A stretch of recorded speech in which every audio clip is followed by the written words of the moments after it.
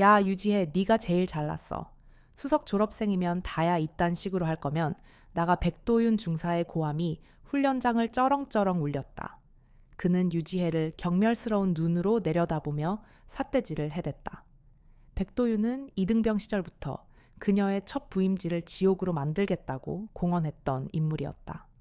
그는 그녀의 존재 자체가 자신의 권위에 대한 도전이라 여겼다. 훈련은 이미 정상적인 범주를 벗어나 있었다.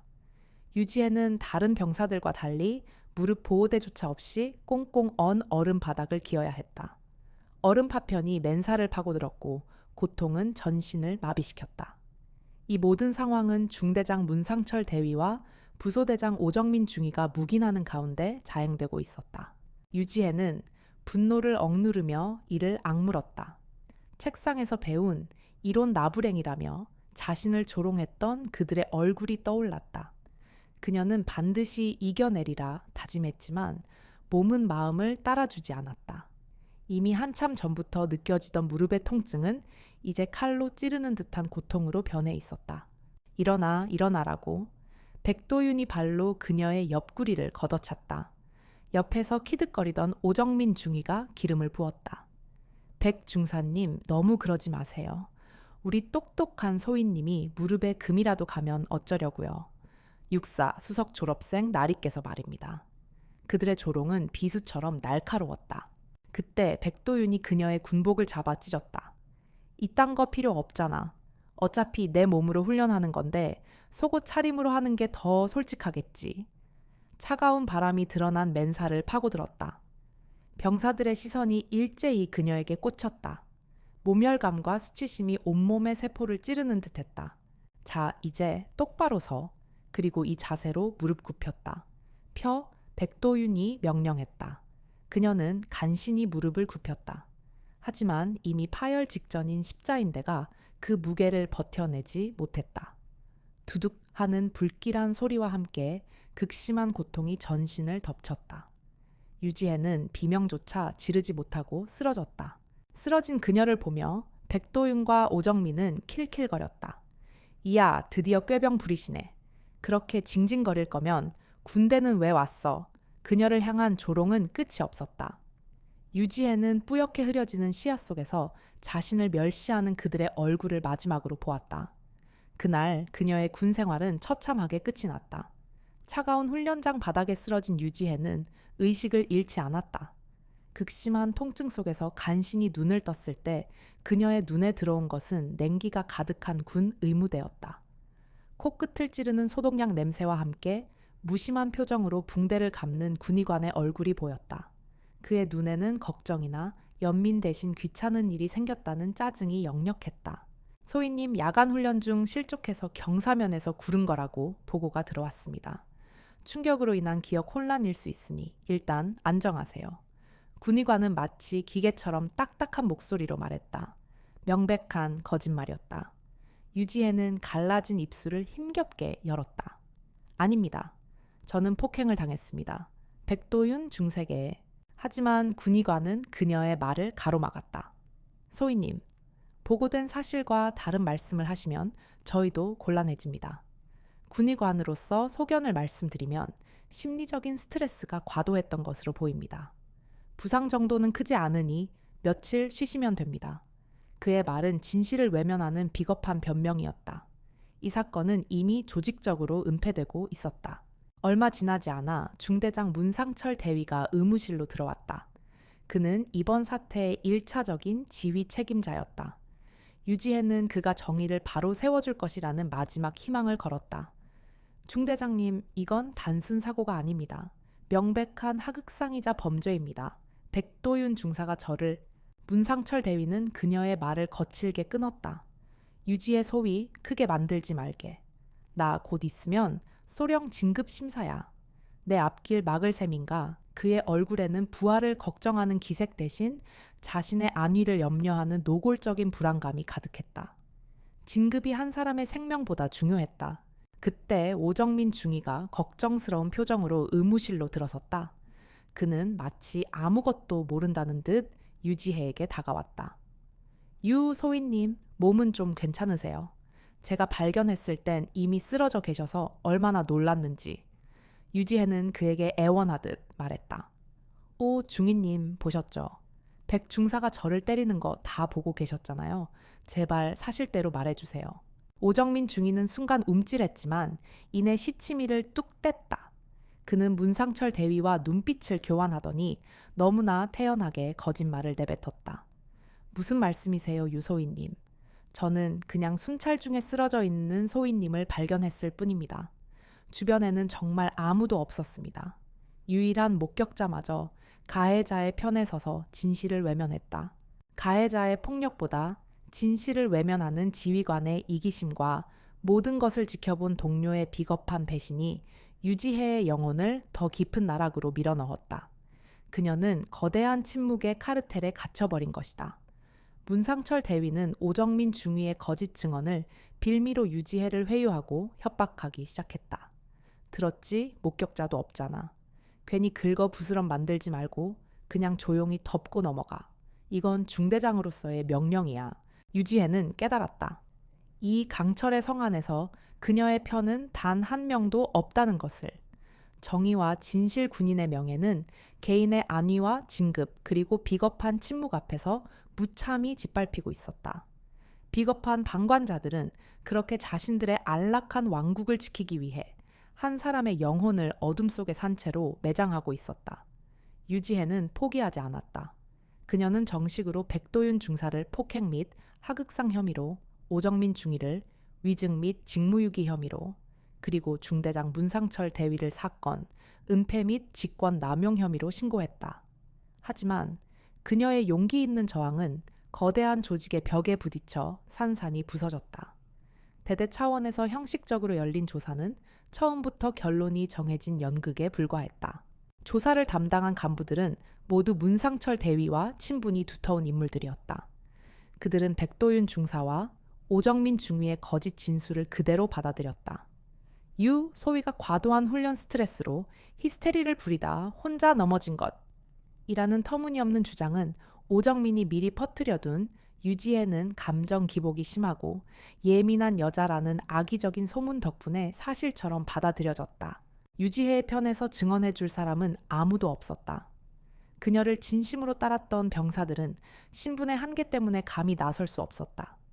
그들은 유지혜를 걱정하고 그녀의 결백을 믿었지만 간부들의 싸움에 끼어들었다가 어떤 보복을 당할지 모른다는 현실적인 두려움에 침묵을 강요당했다.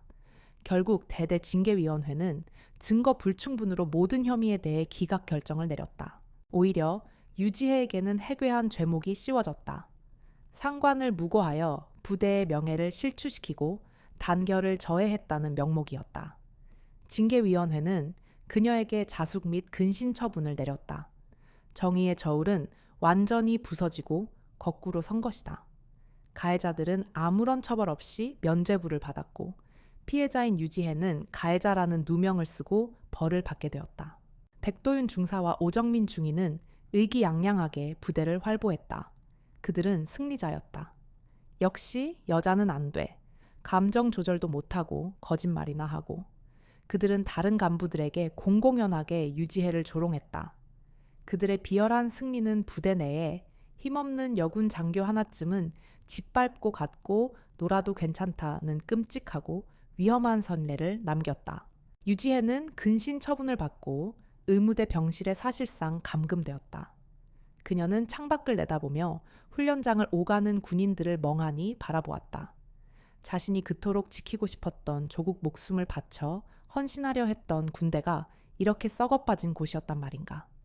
그녀는 폭행의 후유증으로 극심한 두통과 어지럼증에 시달렸다. 때때로 시야가 뿌옇게 흐려지기도 했다.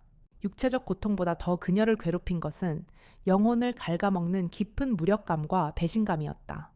오빠들에게 연락할까? 수십 번, 수백 번을 망설였다. 지금이라도 전화 한 통이면 대한민국에서 가장 강력한 권력을 가진 3명의 오빠가 이 부패하고 추악한 왕국을 단숨에 잿더미로 만들어버릴 수 있을 것이다. 하지만 그녀는 차마 그럴 수 없었다. 스스로의 힘으로 증명하겠다던 처절했던 맹세가 이 치욕과 고통 속에서도 그녀의 마지막 자존심을 위태롭게 붙들고 있었다.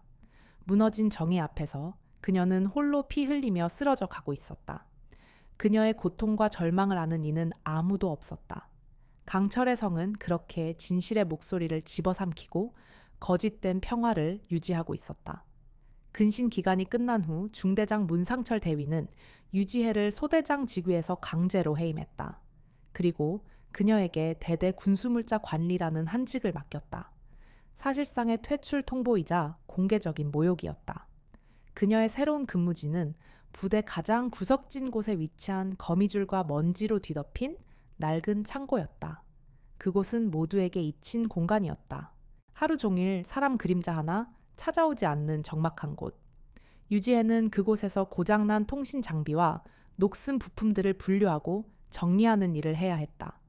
그녀는 소대원들과 완벽하게 격리되었고 그녀의 시간은 그 버려진 창고 안에서 그대로 멈춰버렸다.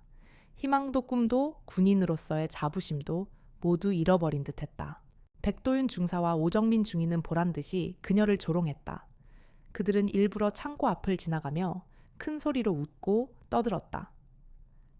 어이, 유 관리관님. 먼지 많이 드셔서 피부 상하시겠네. 여자는 피부가 생명인데 그들의 비열한 조롱은 그녀의 마지막 남은 자존심마저 짓밟았다. 유지혜는 그들의 조롱에 대꾸할 기력조차 없었다. 그녀는 묵묵히 자신의 일을 했다. 하지만 그녀의 몸과 마음은 하루가 다르게 시들어갔다. 폭행의 후유증인 두통은 만성이 되었고 이제는 시야가 겹쳐 보이거나 한쪽 눈이 침침해지는 증상까지 나타났다. 밤이 되면 텅 빈 관사에서 홀로 공포에 떨어야 했다. 그날 밤의 끔찍한 기억이 악몽처럼 되살아나 잠을 이룰 수 없었다. 그녀는 점점 말수가 줄어들었고 햇빛을 보는 시간보다 어둡고 축축한 창고 안에서 보내는 시간이 더 길어졌다. 문상철 대위는 그녀를 철저히 방치했다. 그는 유지혜가 이 모든 모욕과 고통을 견디지 못하고 스스로 군복을 벗고 떠나주기를 바랐다. 골칫거리가 제 발로 사라지면 모든 사건은 완벽하게 역사 속으로 묻힐 것이라고 생각했다. 유지혜가 모두에게 잊혀져 갈 때 그녀를 잊지 않고 가슴 아파하며 지켜보는 단 한 사람이 있었다. 바로 김현우 일병이었다. 그는 조용하고 내성적인 성격이었지만 누구보다 총명하고 정의감이 강한 청년이었다. 그는 유지혜 소대장이 자신에게 보여주었던 믿음과 용기를 이제 자신이 그녀에게 돌려주어야 할 때라고 생각했다. 어느 날 김현우 일병은 차가운 시멘트 바닥에 쓰러져 있는 유지혜를 발견했다. 그녀는 의식을 잃은 채 미동도 하지 않았다. 그의 절규에 다른 병사 몇몇이 달려왔고 유지혜는 급히 의무대로 후송되었다. 그 사건은 잔잔하던 부대에 작은 파문을 일으켰다. 병사들 사이에서 유소희님이 쓰러지셨대. 백중사랑 오중이 때문에 스트레스 받아서 그런 거 아닐까 하는 수군거림이 조심스럽게 돌기 시작했다. 하지만 간부들은 여전히 냉담하고 잔인했다. 문상철 대위는 원래 몸이 약한 사람이 괜히 힘든 척하다가 쓰러진 것뿐이라며 사건을 축소하고 왜곡하는 데 급급했다. 백도윤 중사와 오정민 중위는 거짓말이 들통날 것 같으니까 꾀병 부리는 것이라며 그녀를 끝까지 모욕했다. 김현우는 분노로 온몸이 떨렸다. 그는 더 이상 이 부조리하고 추악한 상황을 지켜보고만 있을 수 없다고 결심했다. 한 사람의 생명이 위태로운 지경에 이르렀는데도 진실을 덮고 자신들의 안위만 챙기려는 저 악마 같은 자들을 용서할 수 없었다. 그는 유지혜가 쓰러지기 직전 그녀의 책상 위에 놓여있던 낡은 수첩을 발견했다. 그 수첩에는 그녀가 부임 첫날부터 겪었던 모든 일들이 날짜별로 꼼꼼하게 기록되어 있었다. 김현우는 그 수첩을 몰래 자신의 관물대에 숨겼다.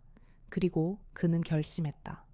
이 작은 불씨를 저들의 썩어빠진 왕국을 불태워버릴 거대한 불길로 만들겠다고. 유지혜가 쓰러진 며칠 뒤 김현우 일병은 야간 탄약고 경계 근무를 서고 있었다. 그는 순찰 중 우연히 간부들이 사용하는 흡연실 근처를 지나게 되었다. 창문 틈으로 희미하게 새어나오는 불빛과 함께 지긋지긋하게 익숙한 목소리들이 들려왔다. 백도윤 중사와 오정민 중이었다. 김현우는 자기도 모르게 발걸음을 멈추고 어둠이 짙게 깔린 벽에 몸을 숨긴 채 귀를 기울였다.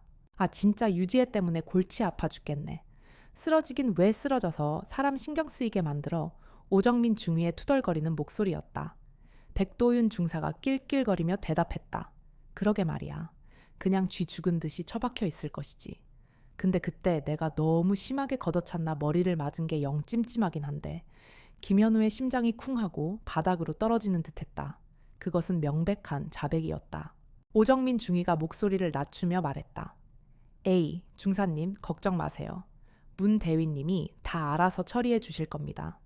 그리고 유일한 목격자가 저인데 제가 입국 다물면 아무도 모릅니다. 그냥 우리는 계획대로 유지혜가 혼자 넘어져서 다친 거다 라고 밀고 나가면 게임 끝입니다. 그들의 대화는 악마들의 속삭임 그 자체였다. 그들은 자신들의 범죄를 단 한순간도 뉘우치기는커녕 서로의 알리바이를 확인하며 안도하고 있었다. 김현우는 주먹을 너무 세게 쥐어 손톱이 손바닥을 파고드는 것도 느끼지 못했다. 온몸에 피가 거꾸로 솟는 듯한 분노와 역겨움에 숨이 막혔다. 그는 더 이상 망설일 필요가 없다고 생각했다. 유지혜의 처절한 기록이 담긴 수첩과 방금 자신이 들은 저들의 생생한 대화. 이것만 있으면 진실을 밝힐 수 있다. 하지만 어떻게 대대장에게 보고해봤자 문상철 대위선에서 또다시 묵살될 것이 뻔했다. 사단 헌병대에 신고한다 해도 제 식구 감싸기식으로 유야무야될 가능성이 높았다. 그의 머릿속에 한 가지 방법이 스쳐 지나갔다. 가장 낮고 힘없는 자가 가장 높고 강력한 곳에 직접 호소하는 것이다. 누구도 감히 막을 수도 덮을 수도 없는 곳.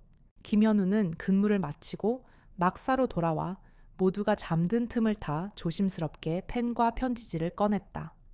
그는 어둠 속에서 한자 한자 분노와 눈물을 눌러 담아 편지를 써 내려가기 시작했다.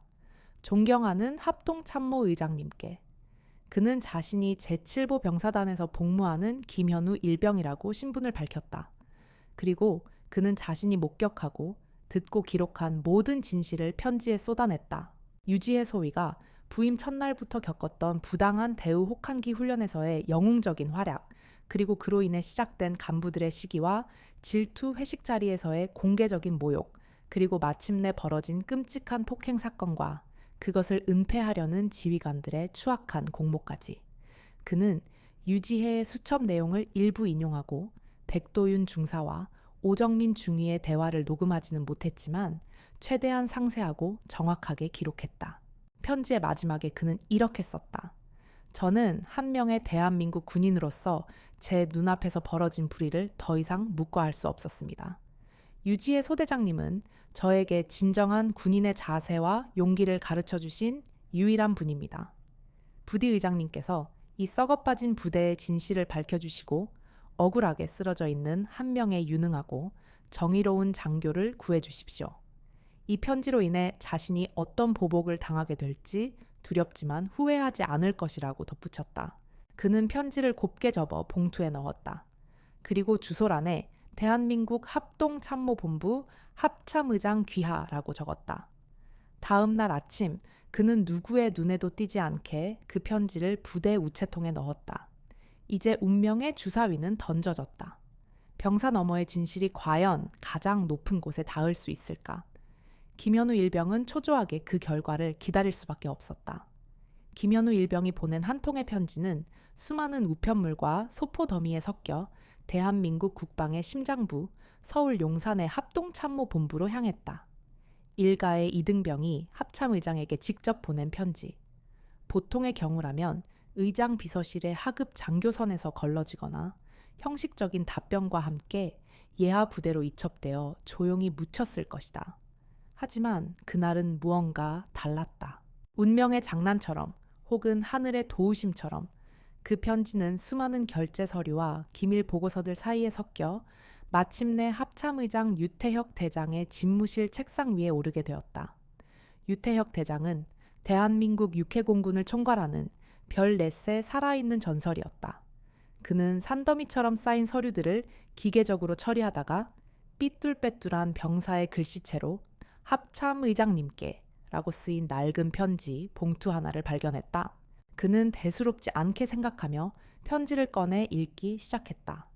하지만 편지를 읽어 내려가는 그의 미간이 점점 굳어지기 시작했다. 그리고 유지혜 소위라는 이름이 등장하는 순간 그의 눈빛이 시베리아의 겨울처럼 차갑게 얼어붙었다.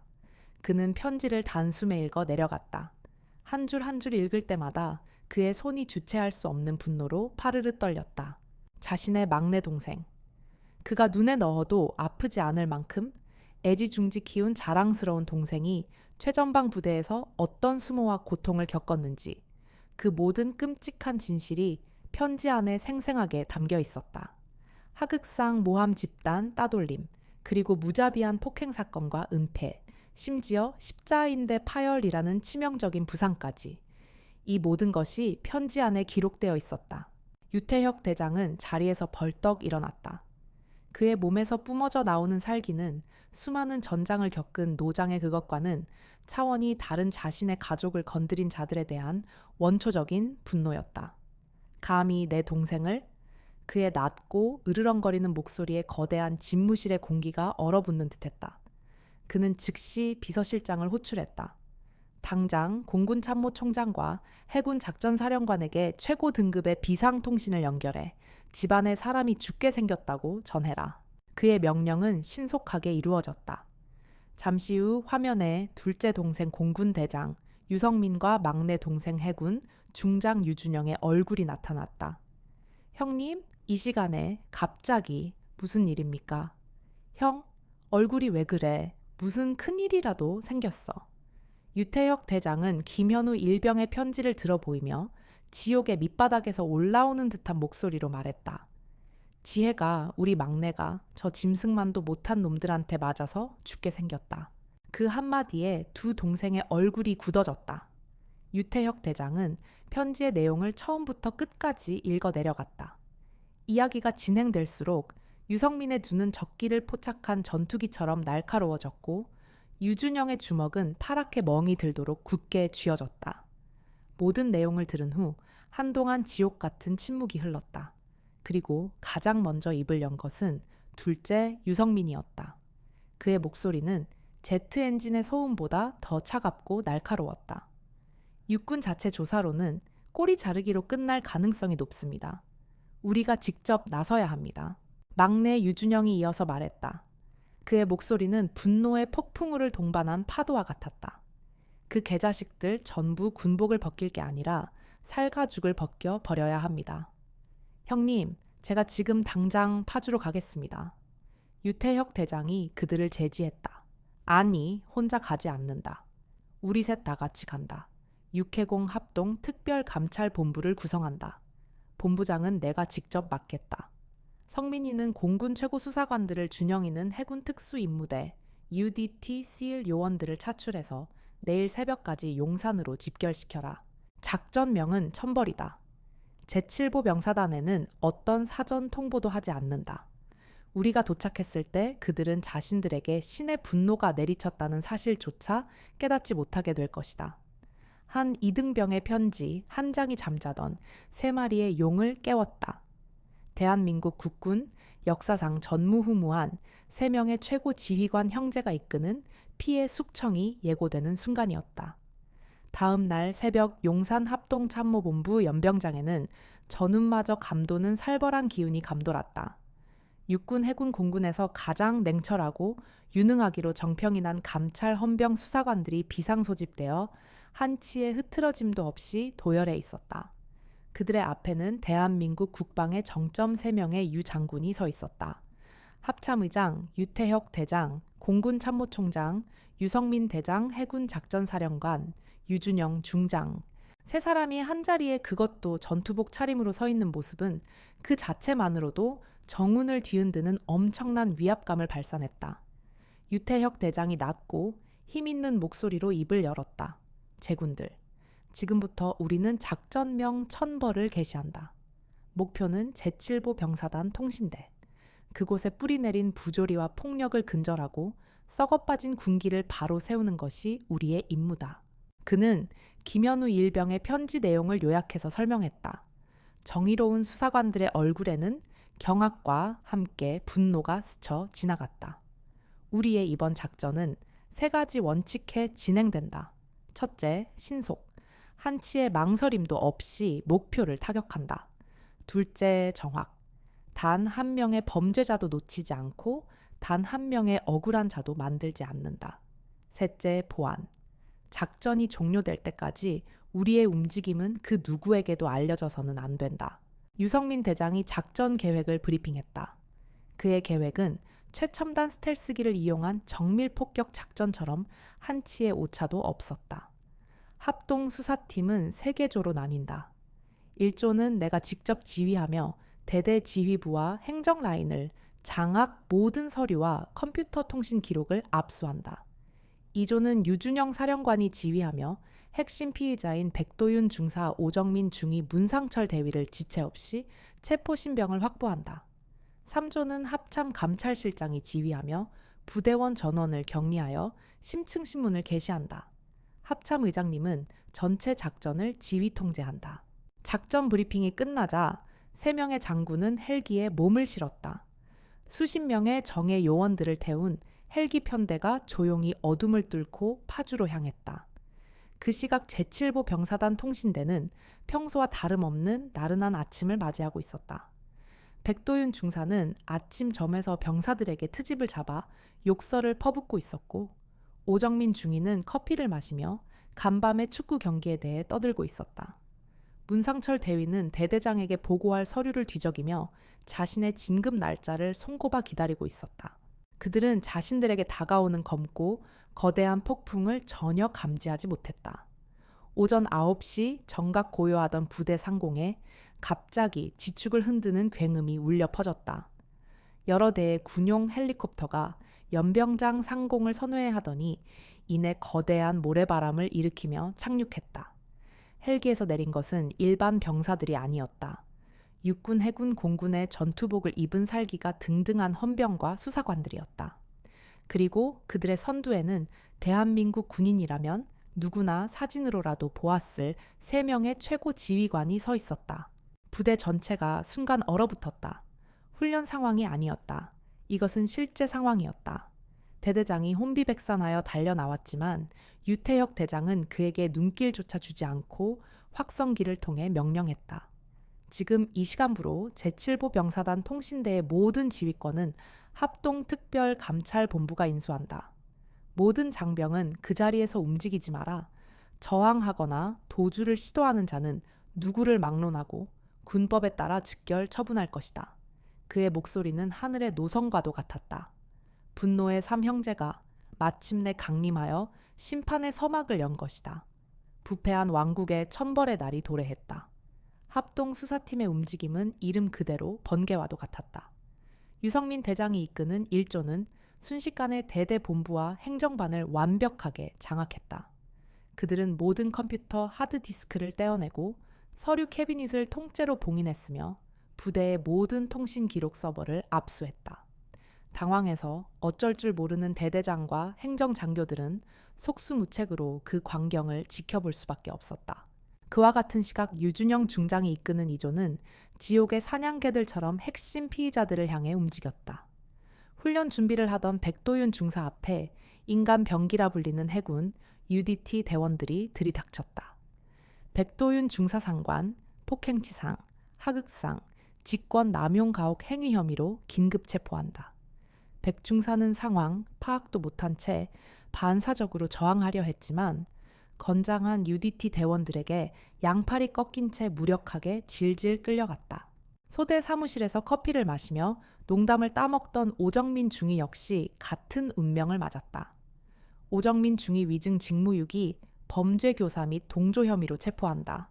그는 사색이 되어 내가 뭘 잘못했느냐, 이건 불법 체포다 라고 소리쳤지만 그의 비명은 공허한 메아리가 될 뿐이었다. 중대장실에 있던 문상철 대위는 창밖의 소란에 어리둥절해 있다가 자신의 사무실 문을 박차고 들어오는 헌병들을 보고 얼굴이 하얗게 질렸다.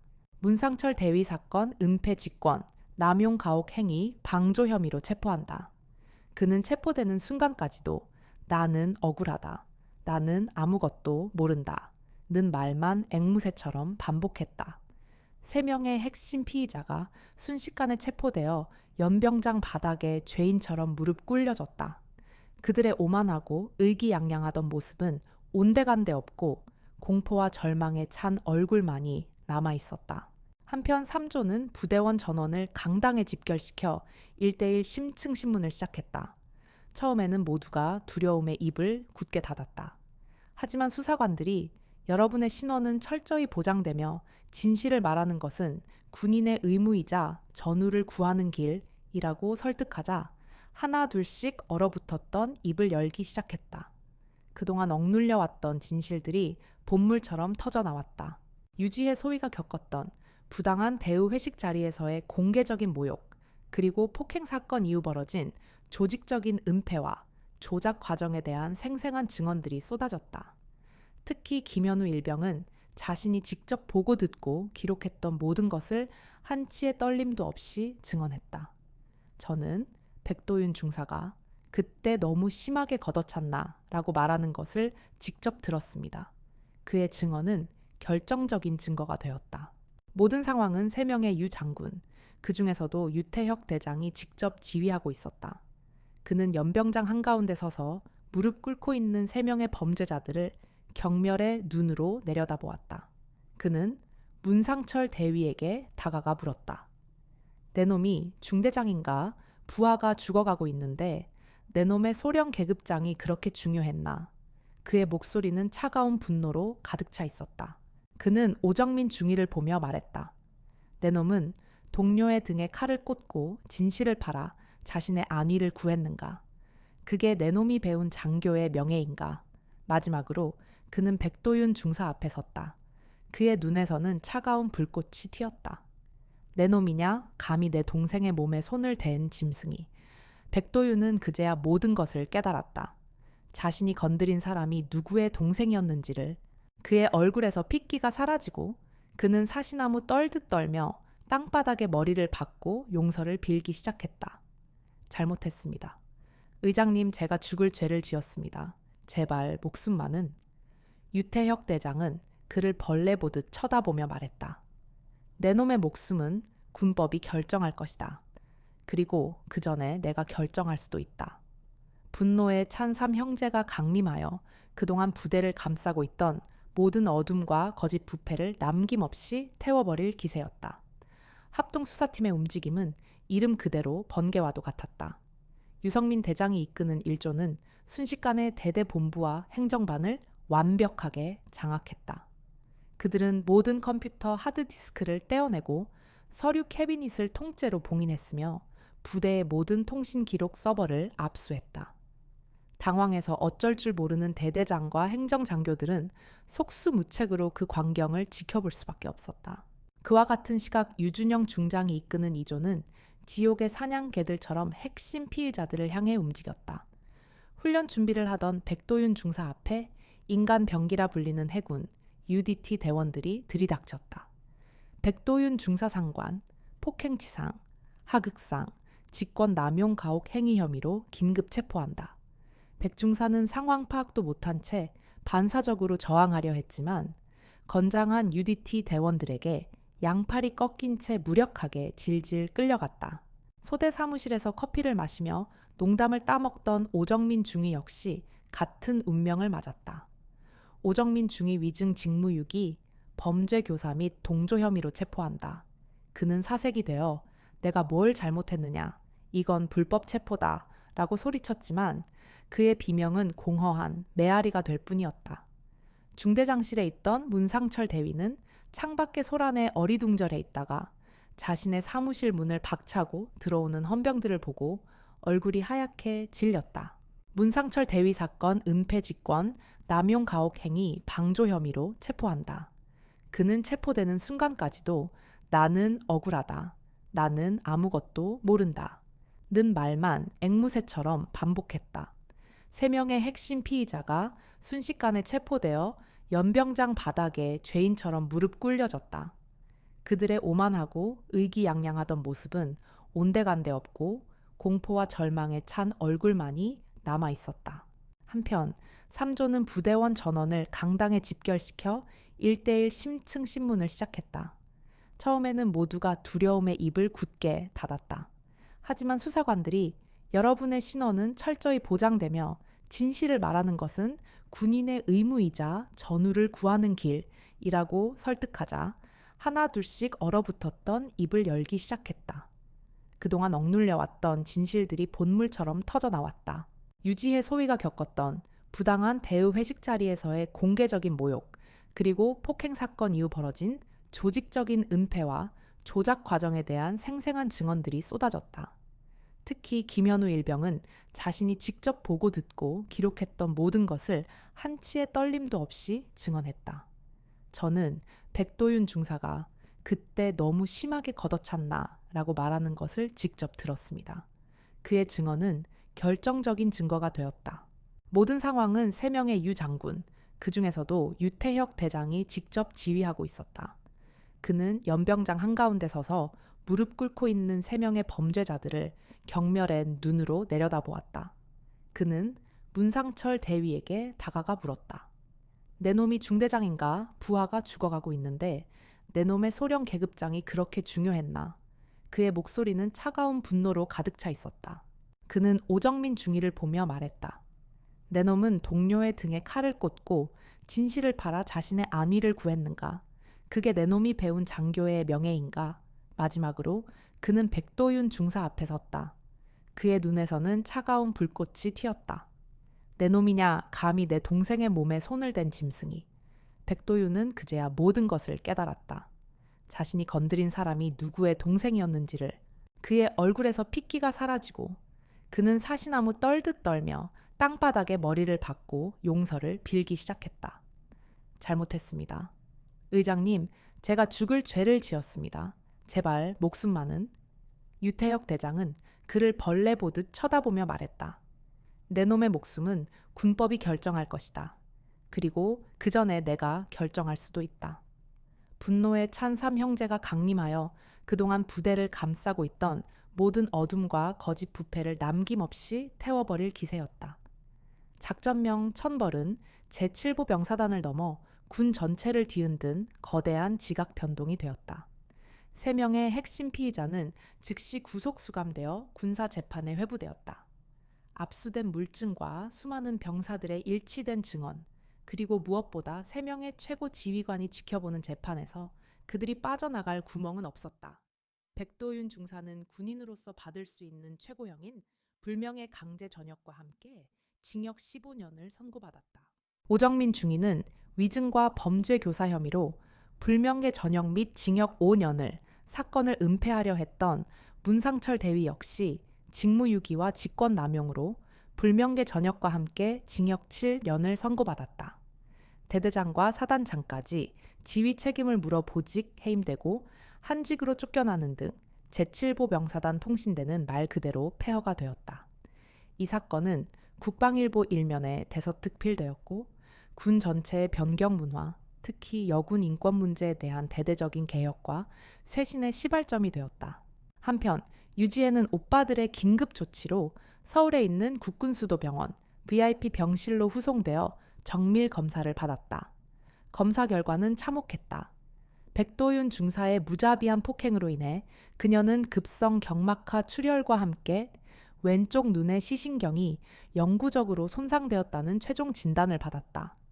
응급수술을 통해 다행히 생명은 건졌지만 의사는 그녀의 왼쪽 눈이 다시는 빛을 보지 못할 것이라고 말했다. 한쪽 시력을 상실한 군인은 더 이상 현역으로 복무할 수 없었다. 그녀가 그토록 지키고 싶었던 군인의 길을 타인의 범죄에 의해 강제로 멈춰야만 하는 순간이었다. 유지혜는 홀로 병실에 누워 하얗게 바랜 천장만을 응시했다. 한쪽 눈에 감긴 붕대가 그녀의 미래를 암시하는 듯했다. 군인이 되기 위해 흘린 땀과 눈물 피나는 노력의 시간들이 한순간에 산산이 부서졌다. 그녀는 억지로 울음을 참아냈다. 이제 더 이상 흘릴 눈물조차 남아있지 않았다. 그녀의 영혼은 텅 비어버린 듯했다. 그때 병실 문이 조용히 열리고 오빠들이 들어섰다. 그들은 군복이 아닌 평범한 정장 차림이었다. 유태혁 대장이 유지혜의 손을 잡고 아무 말도 하지 못했다. 자신의 동생 하나 지켜주지 못했다는 깊은 죄책감에 그의 강철 같던 어깨는 무겁게 내려앉아 있었다. 유성민과 유준영 역시 고개를 숙인 채 참아 그녀를 똑바로 바라보지 못했다. 유지혜는 오히려 담담하게 오빠들을 위로했다. 오빠들 나 괜찮아. 울지 마. 군인 유지혜의 삶은 끝났지만 그냥 인간 유지혜의 인생은 이제부터 시작인걸. 그녀의 목소리는 차분했지만 그 속에는 꺾을 수 없는 단단한 의지가 담겨 있었다. 그때 포상 휴가를 받아 병원으로 달려온 김현우 일병이 한쪽 눈에 붕대를 감은 유지혜의 모습을 보고 끝내 눈물을 터뜨렸다. 소대장님, 죄송합니다. 제가 좀 더 일찍 용기를 냈더라면 소대장님의 눈을 지켜드릴 수 있었을 텐데. 유지혜는 그의 손을 따뜻하게 잡으며 미소 지었다. 아니야, 김현우 일병. 자네가 아니었다면 난 아직도 그 어둡고 차가운 창고에서 썩어가고 있었을 거야. 자네는 내 생명의 은인이고 내 영혼을 구해준 영웅이야. 정말 고마워. 김현우의 용기는 그녀에게 깊은 감동과 함께 새로운 희망의 불씨를 안겨주었다. 그녀는 깨달았다. 오빠들과 김현우 그리고 자신을 믿어주었던 수많은 병사들이 존재한다는 것을.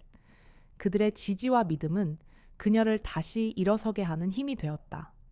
오빠들은 그녀에게 모든 것을 잊고 편안하게 새 삶을 시작하라고 권유했다. 하지만 그녀는 고개를 저었다. 아니요, 저는 도망치지 않을 거예요. 그들이 원하는 대로 그렇게 살지 않을 겁니다. 그녀의 눈에는 이제 더 이상 절망이나 슬픔의 빛이 없었다. 대신 차갑고 강렬한 분노와 복수의 불꽃이 타오르고 있었다. 저를 이렇게 만든 자들, 특히 뒤에서 모든 것을 조종한 진짜 배우를 절대 용서하지 않겠습니다. 저는 군복을 벗겠지만 제 싸움은 이제부터 시작입니다. 군대에서 배운 모든 것을 동원해서 그들이 가진 모든 것을 잃게 만들 겁니다. 오빠들 저를 도와주세요. 군인이 아닌 유지혜로서 이 거대한 악과 싸울 수 있게. 그녀의 말에 새 오빠는 그녀의 결심을 존중하고 지지하겠다고 굳게 약속했다. 유지혜는 명예롭게 전역했다. 병원 침상에 앉아 낯선 사람의 손으로 직접 군복에 달린 계급장을 떼어낼 때 그녀의 눈에서는 아무 감정도 읽히지 않았다. 군인으로서의 삶은 끝났지만 그녀의 싸움은 이제부터 시작이었다. 한쪽 눈에 검은 안대를 한 그녀의 모습은 더 이상 나약한 피해자의 모습이 아니었다. 수많은 시련과 역경을 이겨낸 강인하고 아름다운 전사의 모습이었다. 그녀는 퇴원 후 한동안 오빠들의 집에서 몸과 마음을 추슬렀다. 무너진 무릎을 재활하고 한쪽 시력을 잃은 눈으로 세상을 다시 보는 훈련을 했다. 재활 치료는 고통스러웠지만 그녀의 얼굴에는 약해진 기색이 전혀 없었다. 군사 훈련으로 단련된 강철 같은 정신력은 좌절의 시간을 딛고 더 단단하게 빛났다. 오빠들은 그녀에게 조용히 휴식을 권했지만 그녀는 이미 복수라는 이름의 새로운 전쟁을 준비하고 있었다. 유지혜는 한상훈이라는 거대한 적을 상대하기 위해 그의 제국을 깊숙이 파고들었다. 한성건설 그 이름 아래 숨겨진 모든 비리와 추악한 진실을 파헤치는 것이 그녀의 첫 번째 임무였다. 그녀는 사관학교에서 배웠던 통신보안 및 정보 분석 능력을 총동원했다. 방대한 분량의 금융정보, 부동산 거래 기록, 그리고 언론 기사를 밤낮으로 분석했다. 군사 암호 해독 능력이 기업의 복잡한 회계 장부를 해체하는 데 사용되었다. 그녀의 새 오빠들도 침묵 속에서 그녀의 복수를 도왔다. 합참의장인 유태혁은 군 정보 네트워크를 활용해 한상훈의 정치적, 경제적 인맥에 대한 비공식적인 정보를 은밀하게 전달했다. 공군 참모총장 유성민은 위성 영상 분석 능력을 동원해 한성건설의 불법적인 건설 현장이나 오염물질 배출 현장을 찾아냈다. 해군 작전사령관 유준영은 해상 루트를 이용한 불법 거래나 밀수 정황을 추적하는 데 필요한 정보를 제공했다. 군의 최고 권력자들이 한 명의 민간인을 위해 움직이고 있었다. 유지혜는 복수를 위해 새로운 정체성을 만들었다. 그녀는 더 이상 윤세아 소위가 아니었다. 그녀는 정의를 위한 목소리라는 이름의 익명의 정보원 시스템의 빈틈을 파고드는 유령이 되었다. 그녀는 한상훈의 제국을 무너뜨리기 위한 첫 번째 목표로 한성건설의 작은 하청업체 하나를 선택했다. 그 업체는 불법 하도급과 부실 공사로 악명이 높았고 배후에는 한상훈의 측근이 있었다. 그녀는 고도로 훈련된 전술 전문가처럼 행동했다. 첫 번째 목표를 타격하기 위해 그녀는 그 하청업체의 내부 고발자와 접촉했다. 정보와 위협을 교묘하게 섞어 그를 자신의 편으로 끌어들였다. 그녀의 작전은 치밀했다. 내부 고발자의 증언과 함께 그녀가 수집한 모든 증거들을 한상훈이 조작할 수 없는 방식으로 외부로 유출할 계획이었다. 모든 것은 비밀리에 그리고 완벽하게 진행되어야 했다. 유지혜는 무릎에 통증을 참으며 매일 밤 컴퓨터 앞에 앉았다. 한쪽 눈의 시력은 돌아오지 않았지만 다른 쪽 눈은 그 어떤 레이더보다도 예리하고 정확했다. 그녀의 지능과 냉철한 판단력은 한상훈의 탐욕과 오만을 꿰뚫어 보았다. 그녀는 복수가 단순한 감정이 아니라 가장 차가운 이성과 치밀한 계산에 의해 이루어져야 한다는 것을 잘 알고 있었다. 군대에서 배운 모든 전술과 전략을 이 복수를 위해 사용했다. 한성건설의 하청업체 비리가 익명의 제보로 언론에 터져 나오자 사회는 큰 충격에 빠졌다. 제보는 너무나 상세하고 정확해서 한성건설은 속수무책으로 당할 수밖에 없었다. 수사는 빠르게 진행되었고 하청업체 대표와 관련 공무원들이 줄줄이 구속되었다. 한상훈의 제국에 첫 번째 균열이 생긴 것이다. 그는 분노했지만 누가 자신을 공격했는지 알 수 없었다. 그는 그저 작은 하청업체가 운이 없었다고 생각했다. 하지만 유지혜는 이제 시작에 불과하다는 것을 알고 있었다. 작은 하청업체는 한성건설이라는 거대한 제국을 무너뜨리기 위한 첫 번째 도미노였다. 그녀는 훈련장에서 무릎이 파열되고 눈을 다치고 모든 것을 잃었던 그날의 치욕을 잊지 않았다. 그날의 아픔은 그녀를 파괴하지 않았고 오히려 그녀를 세상의 모든 불의와 싸울 수 있는 가장 강력한 무기로 만들었다. 복수의 칼날은 이제 한상훈의 심장을 향해 조용히 겨누어지고 있었다. 유지혜의 첫 번째 복수가 성공적으로 끝났다. 한성건설의 하청업체 비리가 세상에 터져 나오자 언론은 광란에 휩싸였다. 회사의 주가는 폭락했고 정부의 조사팀이 꾸려졌다. 한상훈은 분노에 차서 제보자의 행방을 쫓았지만 그 흔적은 완벽하게 지워진 후였다. 그는 그저 작은 하청업체의 비리가 우연히 터져 나온 것이라 치부하며 상황을 수습하는 데 급급했다. 하지만 유지혜는 이제 시작일 뿐이라는 것을 알고 있었다. 한성건설이라는 거대한 제국의 첫 번째 균열이 생겼을 뿐이다. 그녀는 다음 목표를 정조준했다. 바로 한상훈의 오른팔이자 한성건설의 법무팀장인 박기성이었다. 박기성은 지난 수년간 회사의 모든 불법적인 행위를 합법의 가면으로 덮어온 냉철하고 잔혹한 변호사였다. 유지혜는 박기성을 무너뜨리기 위해 그의 약점을 찾아 나섰다. 돈이나 권력이 아니었다. 박기성의 모든 것을 바쳐 지키고 있는 단 하나의 비밀. 그녀의 치밀한 정보 분석 끝에 그 비밀의 실체가 드러났다. 그의 외동딸이 마약 중독으로 고통받고 있으며 박기성이 이를 숨기기 위해 온갖 수단과 방법을 동원하고 있다는 사실이었다. 이 사실을 안 사람은 한상훈과 그를 비롯한 극소수의 핵심 인물뿐이었다. 유지혜는 직접적으로 협박하지 않았다. 그녀는 심리적인 압박을 가하는 방법을 택했다. 박기성에게 그의 딸과 관련된 익명의 메시지들을 보냈다. 매번 다른 경로와 다른 발신자를 통해 전달되는 딸의 마약 구매처나 행방에 대한 단편적인 정보들이었다. 메시지는 경고도 협박도 아니었지만 그 효과는 더 치명적이었다. 박기성은 자신이 감시당하고 있다는 사실에 극도의 불안감과 편집증에 시달리기 시작했다. 매사에 냉정하고 침착했던 박기성은 점차 무너지기 시작했다. 그는 사소한 업무 실수를 반복했고 판단력은 흐려졌다. 한상훈은 그런 그를 질책하며 노골적으로 불만을 드러냈다. 심리적으로 흔들리는 박기성의 옆에서 유지혜는 두 번째 공격을 준비했다. 이번에는 직접적인 타격이었다. 그녀는 박기성이 한성건설의 비자금 조성에 깊숙이 관여했음을 증명하는 핵심 자료들을 언론과 경쟁법무법인의 익명으로 제보했다. 제보된 자료들은 한치의 오차도 없었다. 박기성은 횡령 및 배임 혐의로 검찰의 수사를 받게 되었다. 그제야 모든 것이 누군가의 치밀한 계획임을 깨달았다.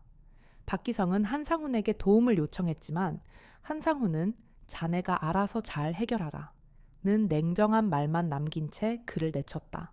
철저하게 버려진 것이다. 자신을 향해 겨눠진 칼날 앞에서 박기성은 절망에 빠졌다. 궁지에 몰린 박기성은 마침내 최후의 선택을 했다. 그는 검찰에 한상훈의 모든 비리를 털어놓겠다고 자백했다. 검찰은 그의 증언과 함께 그가 제공한 결정적인 증거들을 확보했다.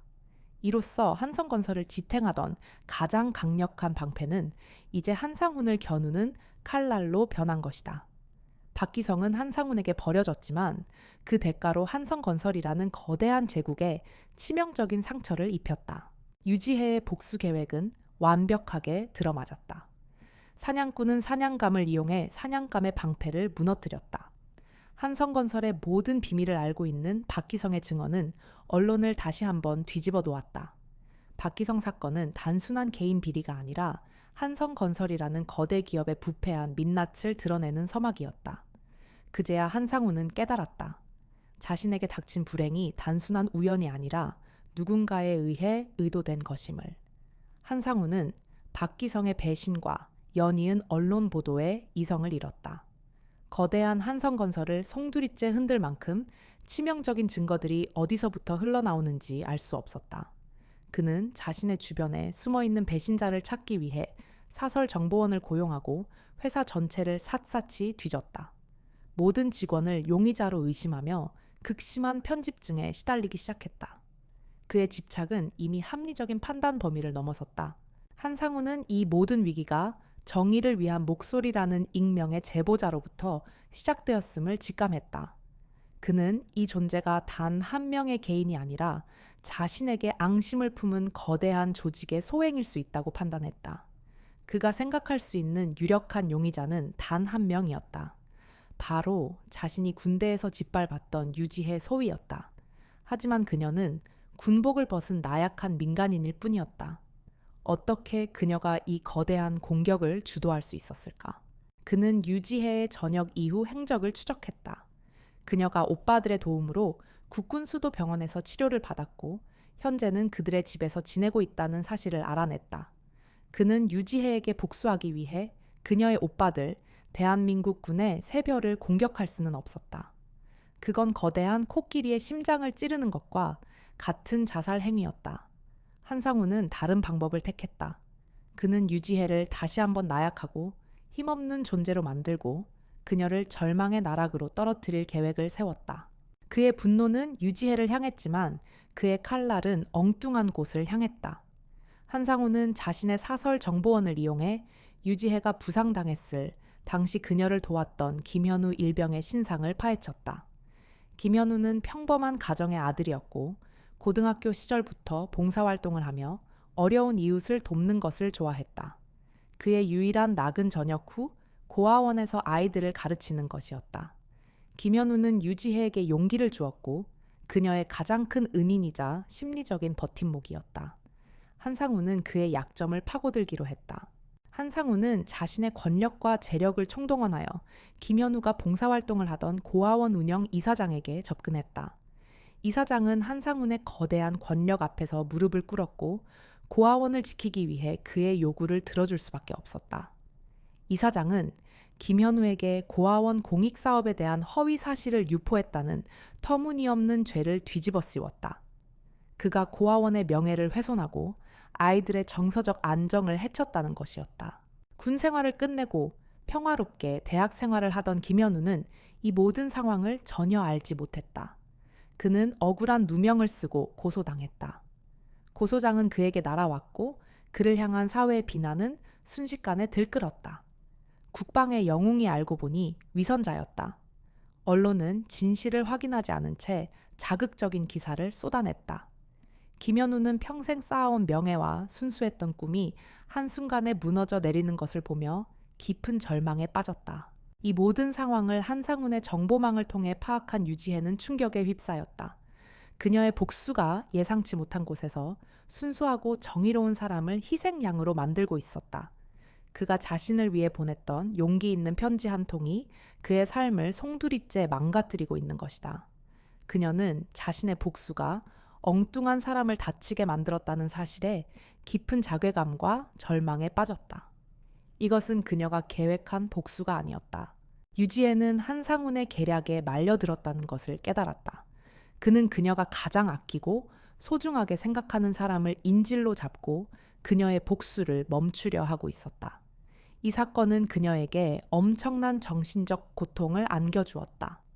그녀의 복수심은 다시 한번 거대한 정의의 혼란에 빠졌다. 내 복수가 과연 옳은가? 그녀의 마음은 심각하게 흔들리기 시작했다. 복수의 화신이 된 그녀는 이제 자신의 행동에 대해 깊은 의문을 품기 시작했다. 한상우는 유지혜가 김현우를 도우려 할 것임을 알고 있었다. 그는 그녀가 이 상황을 해결하려 나설 때 그녀가 직접 자신에게 접근할 것을 예상하고 있었다. 그는 유지혜에게 직접 만남을 제안하는 메시지를 보냈다. 만약 김현우라는 아이를 구하고 싶다면 모든 복수를 멈추고 혼자 나를 찾아오게. 오지 않는다면 그 아이는 평생 사회에서 매장될 것이다. 그의 제안은 명백한 협박이었지만 유지혜는 선택의 여지가 없었다. 그녀는 결국 한상훈을 만나러 가기로 결심했다. 하지만 그녀는 혼자가 아니었다. 그녀는 자신의 계획을 새 오빠들에게 알렸다. 유태혁은 극구 반대했지만 유지혜의 단호한 눈빛을 보고 그녀의 계획을 지지하기로 했다. 내가 너를 낳고 기른 아비는 아니지만 내 딸과 같은 너를 지켜줄 힘은 있다. 가거라. 그리고 저 짐승 같은 자들에게 우리 가문의 힘을 보여주고 와라. 그의 눈에는 깊은 애정과 함께 믿음이 담겨 있었다. 그리고 그녀는 한상훈을 만나기 위해 길을 나섰다. 모든 것이 그의 손바닥 안에 있다고 믿는 악마의 심장으로 한상훈은 유지혜의 제안을 받아들였다. 그는 자신이 모든 것을 통제하는 상황이라 확신했다. 강남의 한 고급 펜트하우스, 그곳은 한성건설의 비공식적인 접대 장소이자 비밀 아지트였다. 칠흑 같은 밤, 펜트하우스의 거대한 창문 너머로 서울의 야경이 보석처럼 빛났다. 한상우는 값비싼 위스키를 홀짝이며 그의 손에 놀아난 유지혜가 도착하기를 기다렸다. 그는 승리를 예감하며 자신만만했다. 마침내 문이 열리고 한쪽 눈에 검은 안대를 한 유지혜가 들어섰다. 그녀의 표정은 흔들림이 없었고 그녀의 눈빛은 무거운 진공 속에서도 빛나는 별처럼 차갑고 단단했다. 한상우는 그녀의 모습에 비웃음을 흘렸다. 이야, 육사 수석 졸업생 유지혜, 소위 나리가 나를 찾아올 줄이야. 김현우라는 그 녀석 때문에 여기까지 왔나? 역시 여자는 감정에 약해. 유지혜는 한상훈의 비웃음에 흔들리지 않았다. 그녀는 침묵을 지키며 그가 건넨 협상 테이블에 차분히 앉았다. 당신의 말장난을 들으러 온 게 아닙니다. 거래를 하러 왔습니다. 그녀의 단호한 목소리에 한상훈의 조롱은 잠시 멈췄다. 그는 흥미롭다는 듯이 말했다. 거래에 네가 내게 뭘 내놓을 수 있는데. 유지혜는 테이블 위에 평범해 보이는 서류 파일 하나를 내려놓았다. 이 파일 안에 당신의 모든 것이 들어있습니다. 비자금 내역 정관계 로비 명단, 그리고 당신의 불법적인 해외 자금 세탁 증거까지. 이 파일을 검찰과 언론에 넘기지 않는 대가로 김현우의 누명을 벗겨주세요. 그녀의 제안에 한상우는 박장대소했다. 하하하, 겨우 이런 종이 쪼가리 하나로 나를 협박하겠다고. 역시 군대만 갔다 오더니 세상을 너무 모르는군. 그는 거만하게 손가락을 튕겼다. 덩치 좋은 경호원 2명이 문 밖에서 들어와 유지혜의 양옆에 섰다. 한상우는 파일에 담긴 내용을 비웃으며 말했다. 지금 당장 이 파일을 없애고 너까지 함께 묻어버리면 그만이야. 네가 날 찾아온 것이 내 인생 최대의 실수다. 그가 서류 파일을 집어들려는 바로 그때였다. 한상훈의 휴대전화가 다급하게 울렸다. 화면에 비서실장의 이름이 떠 있었다. 지금 중요한 얘기 중이니 끊어. 한상훈이 짜증스럽게 전화를 끊으려 했지만 비서실장의 다급한 목소리가 전화기 너머에서 새어나왔다. 회장님, 큰일 났습니다. 모든 언론사가 비자금과 로비 명단에 대한 보도 자료를 받았습니다. 한성건설 주가가 폭락하고 있습니다. 한상훈의 얼굴이 하얗게 질렸다. 그는 믿을 수 없다는 표정으로 유지혜를 바라보았다. 네가 어떻게? 유지혜는 차가운 미소를 지었다. 그 파일은 그냥 복사본일 뿐입니다. 이미 모든 정보는 세상에 퍼졌습니다. 제가 당신을 찾아온 이유는 당신이 김현우를 인질로 잡았다는 사실을 직접 듣고 싶어서였습니다. 이 녹취 파일은 당신의 범죄 행위를 증명하는 또 하나의 완벽한 증거가 될 겁니다. 그녀의 말이 끝나기가 무섭게 또다시 전화가 울렸다. 이번에는 그의 아들이었다. 아버지, 대체 무슨 짓을 벌인 겁니까? 저 이제 어떻게 해요? 아들의 울먹이는 목소리에 한상훈은 무릎에 힘이 풀려 주저앉았다. 그는 더 이상 거대한 제국의 황제가 아니었다. 탐욕과 오만에 갇혀 현실을 제대로 보지 못한 가여운 괴물일 뿐이었다. 유지혜는 자리에서 일어났다. 당신은 저라는 나약한 여군 장교를 짓밟으면 모든 것이 끝날 거라고 생각했죠. 하지만 당신이 건드린 것은 저 한 사람이 아니라 정의를 위해 용기를 낸 수많은 사람들의 양심이었습니다. 당신이 짓밟은 김현우 일병의 명예가 당신의 거대한 제국을 무너뜨린 것입니다. 그녀의 말은 한상훈의 심장을 꿰뚫는 비수와도 같았다. 그는 절망적인 표정으로 바닥에 주저앉아 그 어떤 말도 내뱉지 못했다. 유지혜는 승리의 환호성 대신 차갑고 공허한 감정만을 느꼈다.